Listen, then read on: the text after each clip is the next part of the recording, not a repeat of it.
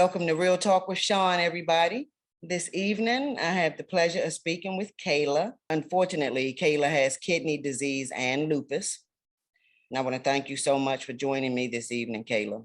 No, thank you for having me. I'm excited. Good. I'm excited to speak with you. I want to let you know that I think you're very strong. I saw you online, and to me, anybody that can get in front of the world, put their face out there and their voice, and let the world know what they're going through, to me, that's strong. Thank you. Thank Absolutely. you. I just hope to inspire somebody else. I know you will. And that's exactly why I do this, because I know there are people out there that's not like you, that won't come forward and speak and talk about not only the physical aspect of what they're going through, but how it affects them mentally as well. And that's the big picture. So what is lupus? So basically it is, from what I know, an autoimmune disease that basically your cells attack itself in your body. So basically it's like your body fighting yourself, and it messes with like organs. So just everything. Like it really depends because it's different types. The one I have, it does mess up internally and like externally. Some people just mess up like on their skin and stuff, or some people just inside. But yeah, mine is all over. Oh, wow. So it can attack. Not only can it attack the organs, it can also attack your skin. And yes. So wow, I didn't know that. I thought it only attacked the organs. And so no. Wow. So with lupus, there's no, first and foremost, is there a cure for it? No, there's still, apparently people are still doing research. Like even I've heard even the medicines that they have aren't really proven to help. Like, well, they help, but like they're not proven to make anything go away or make anything appear better. They're just trying to, they just basically there to maintain it so it doesn't get worse. Right. So it's just to kind of, so the medicine or whatever you do get, it kind of treats the symptoms, but not the actual disease. Basically. Okay. Yeah, there we go. That's what I'm trying to say. Yeah, no, I completely understand. And that's crazy. So it can at any moment attack any organ, or does it attack specific organs? It can attack any organ from what I know. Wow, man. Yeah. Wow. I done heard people like when I was first diagnosed, I was researching and doing everything, and I seen stuff like people that have severe ones, they have like they can have seizures and stuff like that. So yeah, it affects everything. Wow, I'm sorry you're going through that. Wow, I'm sorry anybody going through that. That's crazy. I mean, it's a whole lot of different things out here, and I didn't even really hear about lupus until like not too long ago. I really started to hear about it more, let me say. I may have heard about it at certain times, but it wasn't like cancer or, now you're starting to hear about it a lot, and people are starting to be diagnosed with it. And I guess, like you said, because there's no one thing that it attacks, so I guess it's hard to diagnose it. It is. You diagnose it. So when you got diagnosed with the lupus, did you have any symptoms? Like what happened when you actually found out you had it? Oh, I almost died though. It sounds crazy, but I tell everybody that's the first thing I say. Literally, I don't know how many symptoms it is, but I feel like I had everyone. So I got sick around September last year. And at first it was just like I had no appetite really. So I started eating like soups and everything. And I was thinking, because I was about to move here, that was the first time I moved here twice. So that was the first time I was about to move here by myself. And so I thought that it was stress because, I'm leaving somewhere I've never been over here. I've never left family, stuff like that. And then shortly after, like the appetite started to go away a little bit. The same time I was nauseous. So I was like throwing up every day, but clearly I wasn't eating. So I wasn't throwing up anything. So I still thought, just stress, I'm leaving, it could be something new. So I just pushed it off. And then when I got here, it just got 10 times worse.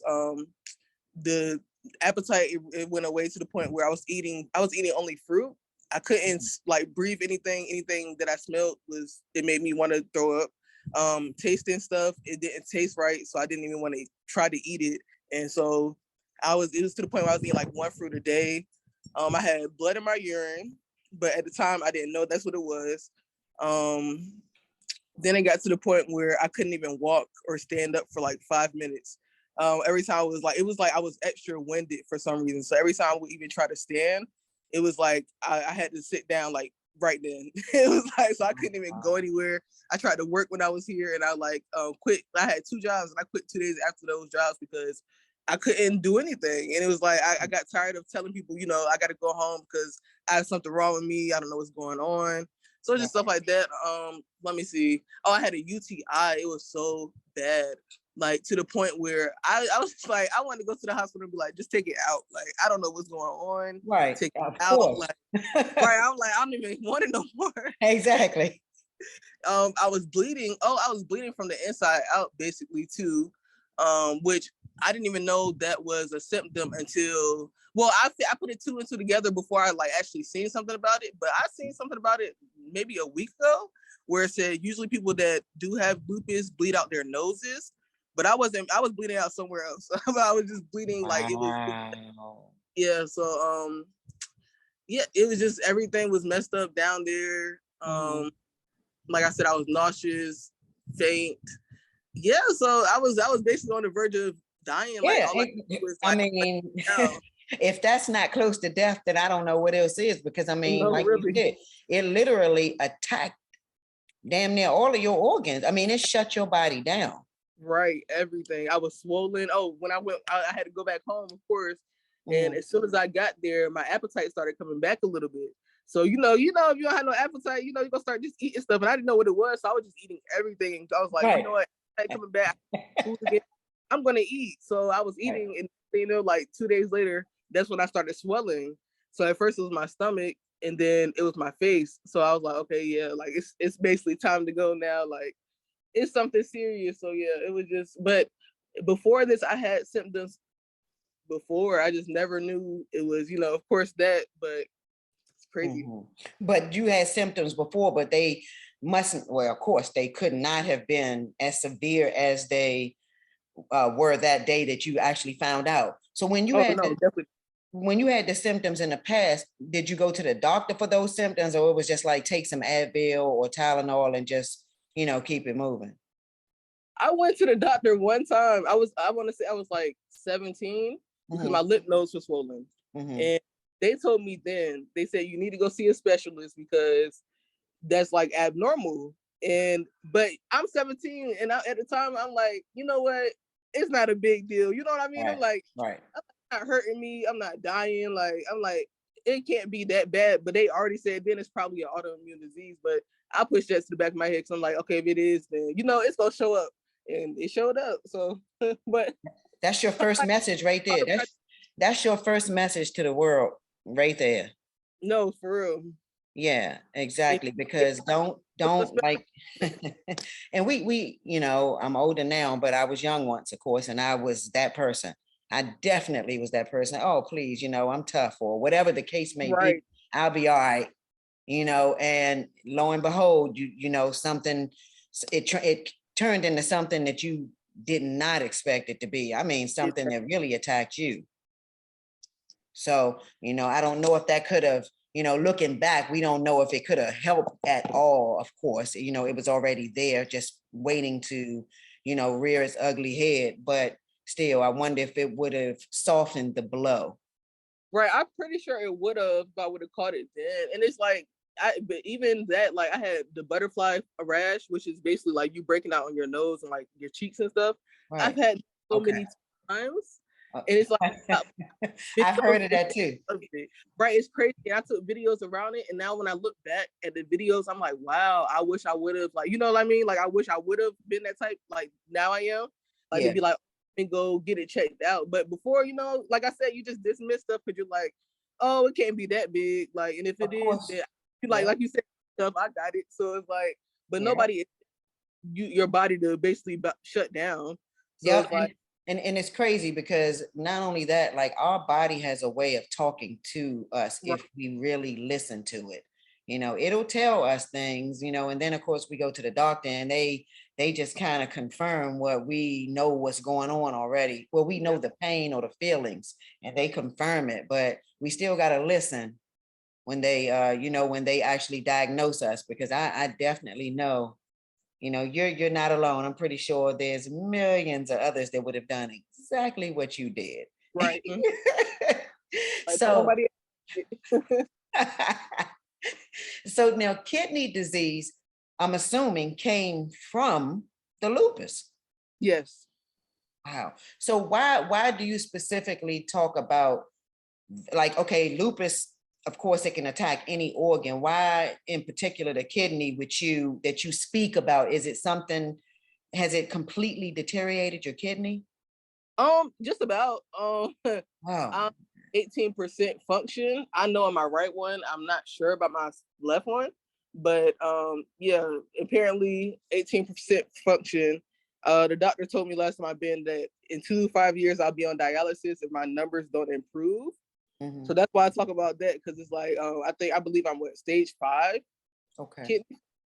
So yeah, I bring that up because, like I said, like who knows how long it's been going on. Like I just found out about the lupus, and next thing you know, it's like, oh, kidney's about to be going too. I'm like, oh my goodness. All right, that's interesting. Didn't know it can do that, especially like I said, because before, like I said, the other symptoms, they were, they showed me, but I didn't have any pain or anything, like, you know what I mean? Like anything that indicated like something else was wrong, like the kidneys were the actual reason and stuff like that. So it just, it really, what's the word? It surprises me. There we go. Yeah. It surprised me. So that's why I speak on it, because it's just, you never know. You never know. You don't. How old were you when you found out? 22. So the same age. So dang it. So that's right. So you just found out, like, and your birthday must be coming up soon. Yep, October. Okay. I found out a little bit after my birthday in December. Wow. So this is still really fresh. Now I can assume all the assumptions that I want to, but from your own mouth, how did it make you feel when you heard, like when you actually heard, okay, you have lupus, Kayla? Honestly, well, it runs in my family. So I was the person that actually tell the doctors, like, test for it, because it's hard to find. So I was like, they were like saying stuff like, oh, well, like, they would just ask me questions. I'm like, it might be lupus. I was like, I don't know if y'all want to test it, but it's in my family. I really didn't know what it was though. So I'm just like, just test for it. And then too, my family, they've never shown me like their symptoms. If that makes sense. Like I've heard like my aunt, her hair falls out. That's all I've heard, but they don't talk about it and stuff. So I was just like, I didn't think it was anything big until they brought up the kidney. When they brought up the kidney and then I started researching and stuff, I was like, oh, this is serious. Like, it's not something to be played with. Cause I honestly, cause I see them living and stuff. So I'm like, I look at them and I'm like, okay, well, they look healthy. You know what I mean? Like they look like they might be in a hospital sometimes, but like I said, I've never been there. I've never seen it. So when I hear they're in the hospital and stuff, they're out the hospital and they're talking regular. So it's like, I never thought it was something that was like huge to the point where it's like, you can lose your life and stuff.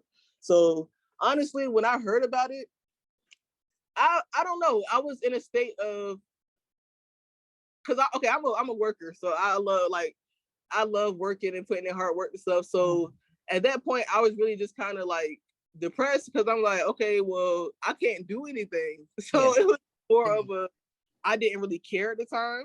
Because it was, okay, well, it's here. I can't do anything anyway. So what's the point? You know what I mean? Like, what's the point of being alive or whatever? I was really in a bad mental space at that time. And I was just like, you know what? I don't even care about nothing. I was eating whatever, even though then I knew I shouldn't have ate certain stuff. But I was just like, you know what? I don't care about my life. So I'm going to eat this. I'm going to do this. Like, if it messes it up, it does. I don't care. So yeah, that was the mindset I had. And I can definitely can understand somebody feeling like that. And in this case, you feeling like that, because I mean, you feel like, okay, it's a death sentence anyway. I mean, this is going to happen and this may happen and this may happen, but I'm glad and I'm happy that you're still here right now. Me too. And you with your smile, because I can't see you, but I can hear you smile and I heard you laugh, because apparently you came to grips with there is still life, as you see with your aunts and your family members that have the lupus. So there is life. It's not death. You probably won't even die from that. Exactly. You know what I'm saying? So we put things there because, of course, we just like people hear the word cancer and it's like, I'm gonna die. But that don't mean that's going to be the way you go. I really believe that the more you stress about stuff like that, Yes. the more you put your body in that like mindset of, oh, I'm gonna die from that. Absolutely. And I don't want to be that person. So it was like, but it's weird because I always been depressed. I always struggled with mental health before even. So yeah. So it made it 10 times worse. Exactly. That just added, it was like, okay, let me just chuck this on my back too. And it's just weighing me down more and more, you know. And then I moved by myself and all that, and then I had to go back home. It was just like why? Like it was just like, why me? And then I had to think about it. I'm like, but one, you're not the only one that goes through stuff like this. You know, it's a whole bunch of people out here that's doing the same thing. And I was like, at least you did catch it when you did. I'm like, it could have been 0% function. Like at least it's 18, it's something. So I was like, you know what? You go. It's time to basically flip your lifestyle, and whatever you can maintain with the kidneys, whatever you could try to fix a little bit, do that. Like it's like it's no point to sit there and mope around about it because you still here. Like you're gonna sit there and wake up every day and be like, dang, I got lupus. Like we know.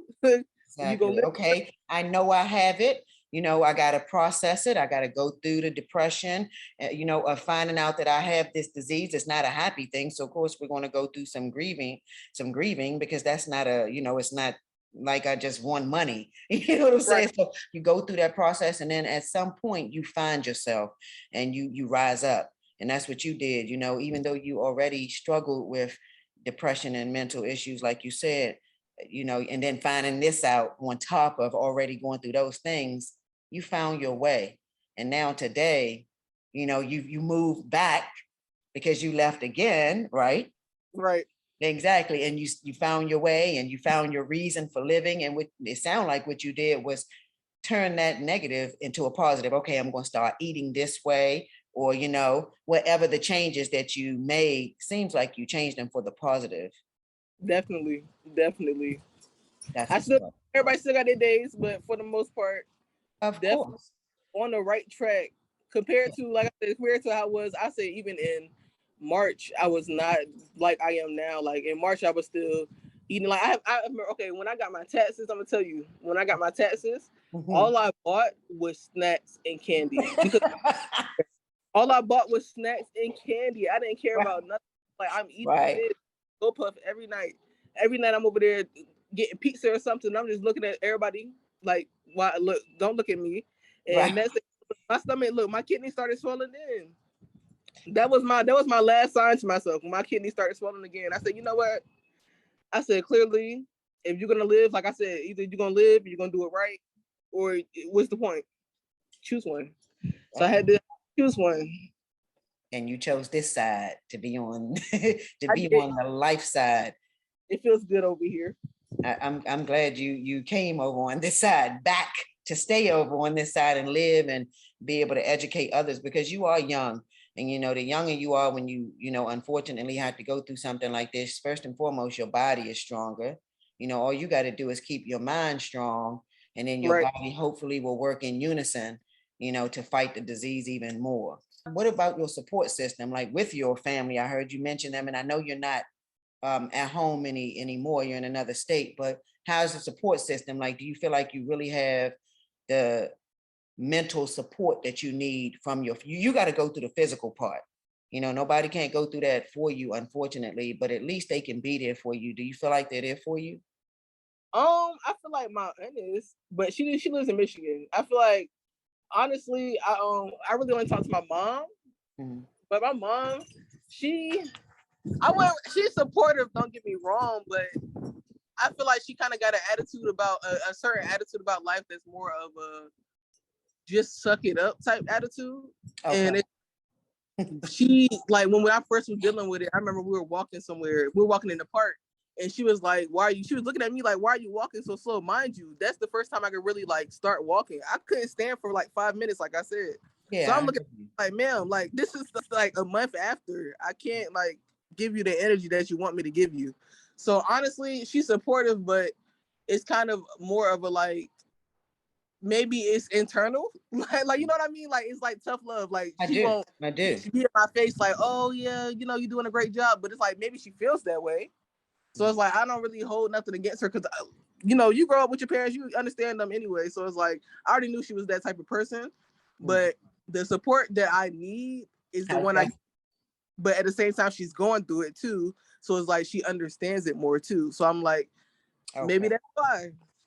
Right. No, and I do agree. We have different support systems for different pieces and parts of our life.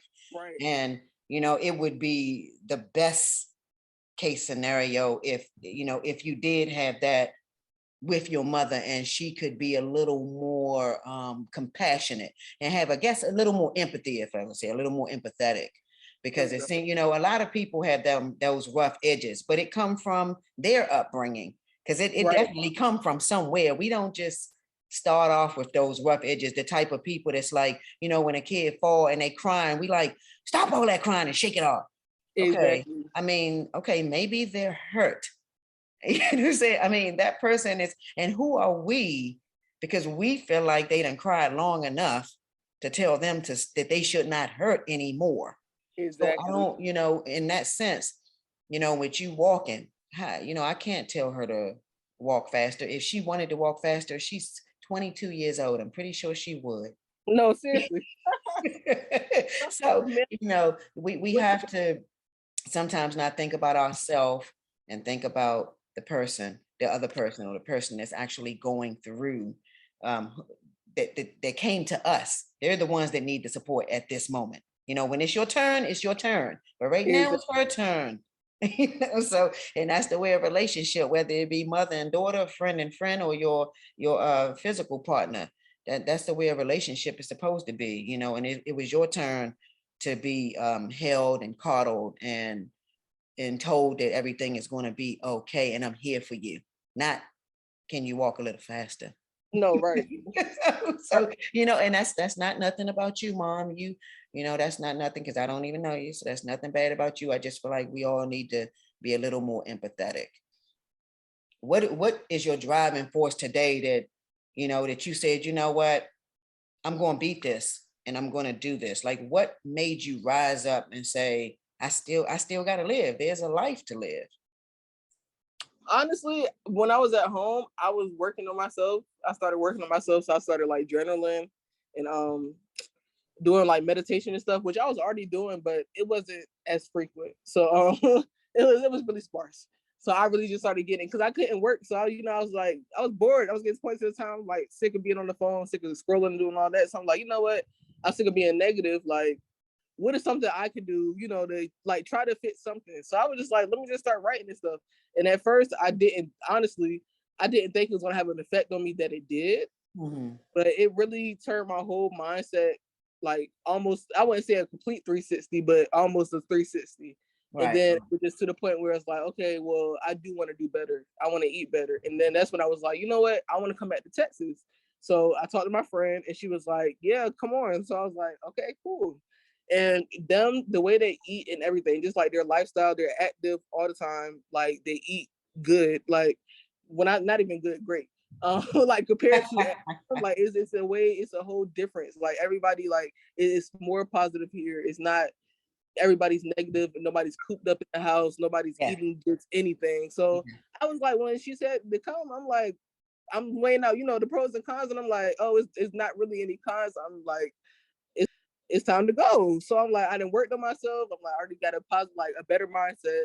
I'm like, there's somewhere else where I can go, and it's gonna benefit me more with with the lupus and with my mindset in all, like, in general. So I was like, you know what, why not? Like, I felt like that was the best move for me, and I don't regret it. I'm like, I feel like that's what I had to do. And I'm like, I felt, honestly, like I said, when I started writing, I feel like the universe was pushing me to this point to like be like, come back. And I was like, look, I was like, any signs? Give me any signs to not go, because I was like, I don't want to, I don't want to where something happened and I got to come back. When I'm like, because I was like, I'm not coming back this time. I already know that's where I want to be. There you go. And there you go. And that was the universe telling you to go. Look at what you said. I listened to everything you said. They eat right. There's a positive environment. So the energy is what you need. You need that in your life. You don't need stress. You already are going through physical stuff.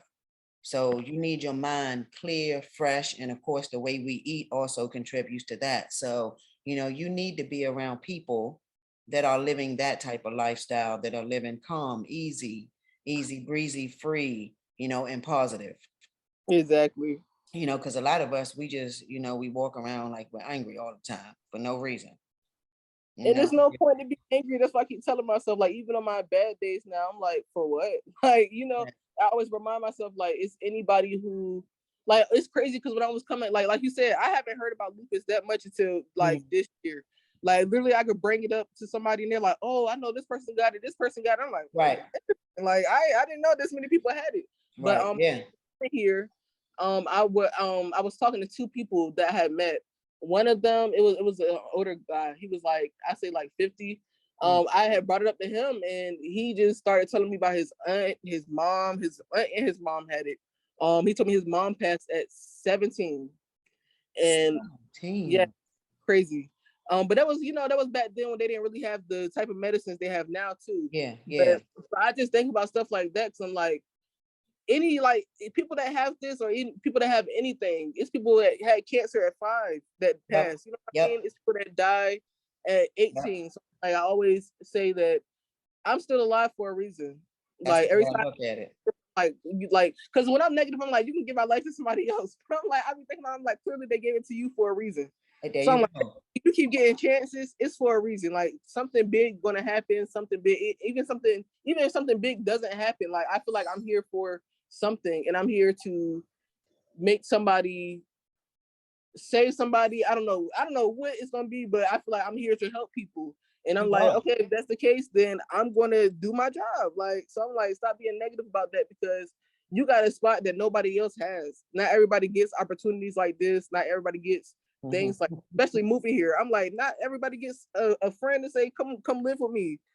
Come on. Like, I'm like, that's rare. So yeah, I'm gonna take every good opportunity that I can. And I'm like, I'm thankful for anything that I have, and I'm gonna take it. I love it. And you're absolutely right with everything you just said. You're damn sure here for a reason. Because your let alone the physical disease, lupus, your mental could have took you out of here, and the actions that you took after finding out, but it didn't, for a reason. You moved back there for a reason. Exactly. And now, and now you just need to hear that reason or see it when it's revealed to you, and continue to do it. And you already know a part of it because you have a disease that you can speak out about. And I see you already doing it, of course. Oh, definitely. I had to get on that one. I feel like ever since I was younger, I always felt like I was supposed to be like, for some reason, when I was in middle school, I told myself that I want to have a organization when I get older, for kids with depression that's Black. And from then on, it was just like, I always just knew that I was supposed to help somebody with something. I was like, I don't know what it's going to be. I don't know if it's going to be depression. It's something else. And so when this came, I'm like, maybe it's this. I was like, you know what? Let me make videos and let me just see. Let me see where they go. I was like, they go viral, they go viral. If they don't, they don't. If they help one person. Keep doing it. But you just keep doing it because it will get somebody. Like my thing, even with this, one view, 10,000 views. One subscriber, 10,000 subscribers. My thing is that one person saw it. Exactly. And they could be going through that same situation that I'm speaking about in that particular conversation. So it's not about, for me, I mean, of course, I would love the subscribers and likes. That's why you get into it, to see, for more people to see it and it be exposed, because the world is just going through so much shit. So people need to know that, somebody cares and we all can help each other. Let's just talk about it. Exactly. Before we go out and do stupid shit or hurt other people or ourselves, let's talk about it, because there's somebody else that may be going through that same thing. And you never know. You just never know. I appreciate you. No, I appreciate you having me up here. Absolutely, absolutely. Well, you promised me to always spread peace and love in this world. Oh, definitely. Definitely. Thank you. No negativity for me. I love it. That's all I ask. If I get enough conversations going and everybody promised me the same thing, I mean, we're gonna end up with a damn good world. Look, there we go. We need too much going on. You ain't never lied about that. We sure do.